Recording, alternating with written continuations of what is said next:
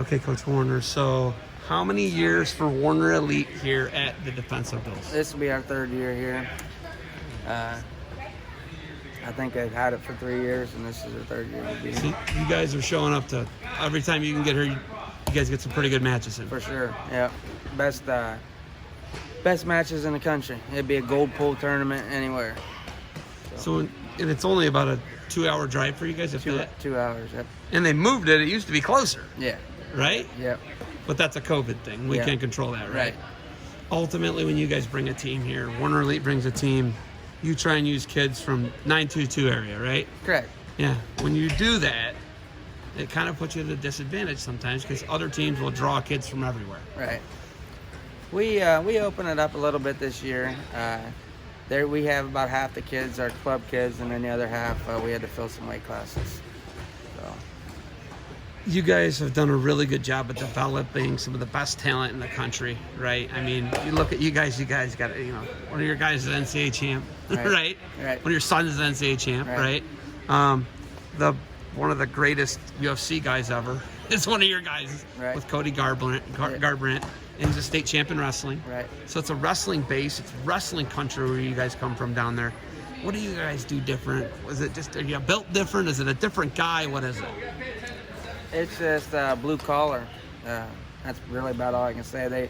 They grow up knowing they have to work hard to survive out there, and they bring that into the wrestling room. So When you guys look at, it used to be Claymont was the program you guys Right. fed. Now it's like a bunch of high schools, correct. right? Your allegiance isn't to one or the other. No.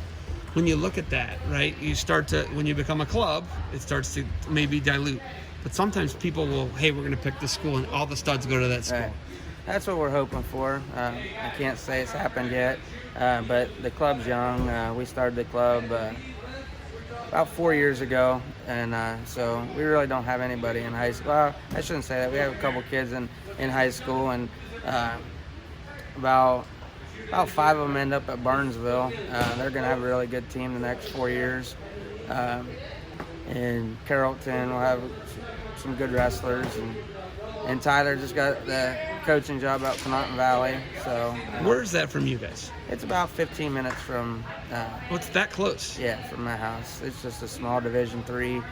They tried to start a wrestling program a couple times, and it never worked out. And but he's the first big name coach that they brought in, and I think he'll have a following. And they got a lot of athletes in the area, so we'll see how that works out.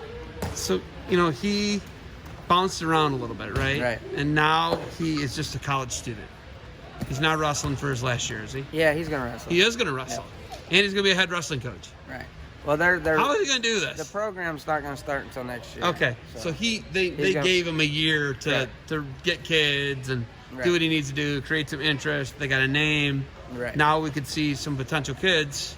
I could see them now at the state tournament. I've never heard of Connerton Valley. Right. When I saw it, I was like, what? I saw the article. I was like, I thought he was wrestling still. And he's the NCAA champ at Wheeling Jesuit, the shirt you have on. Correct. But now, where is he now? He's at West Liberty. He's at West Liberty. So he was Pitt Johnstown, and he's at West Liberty. Right. Okay. His coach went from Wheeling Jesuit. Wheeling Jesuit to West Liberty. Correct. So he followed his coach. Not too hard. No. Not too hard of a decision to make. Ultimately, you realize he could get this year and another year. Right. That's crazy. Yep.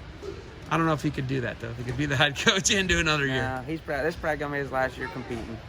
Is he, when I look at him, last year, he was hurt a lot of the year. Mm-hmm. And then he came in the regionals and does what he does because he's a thoroughbred and he wins, right? He wins, and he qualified. Right. But then the tournament got canceled, right? Yep. That's Oh. what he was pulling in. Isn't that crazy? Yeah. It's crazy because I don't think that he meets the threshold, and they don't have a wild card in D2. No. So if he didn't earn the spot, he wouldn't have got there. Right. That's wild, man. Yep. The biggest thing I'd say about him, he wrestled up a weight. He went down to 25, couldn't do it. Right. His brother was at 133. He didn't knock his brother out of the lineup. He went up to 141. He took 7th in the country. What are you guys doing over there? As a father, how proud were you of that? Oh, I'm super proud.